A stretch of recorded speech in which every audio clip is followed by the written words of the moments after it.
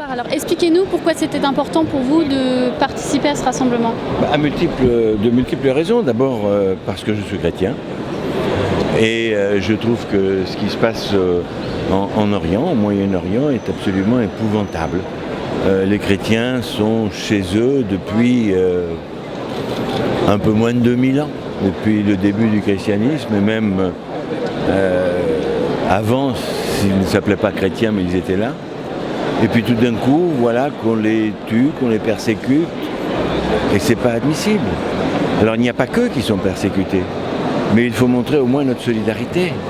C'est tout à fait important. Et puis en tant que politique, il faut aussi avoir des actions fortes, des actions pour faire en sorte que cet endroit se pacifie, qu'ils puissent retourner chez eux. Bien sûr, ils sont les bienvenus en France, mais peut-être que leur avenir est aussi dans leur pays.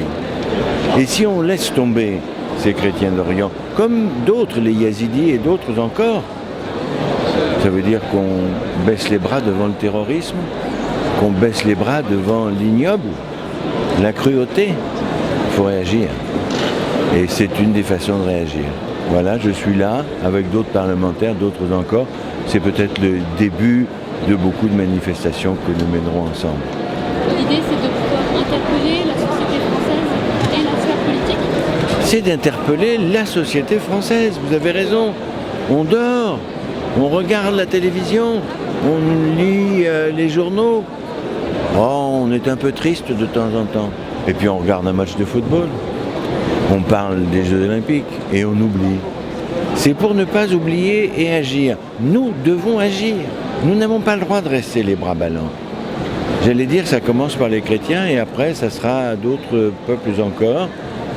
La barbarie n'a pas de frontières, mais nous devons combattre la barbarie absolument. Bien sûr, il y a des avions qui jettent des bombes, etc.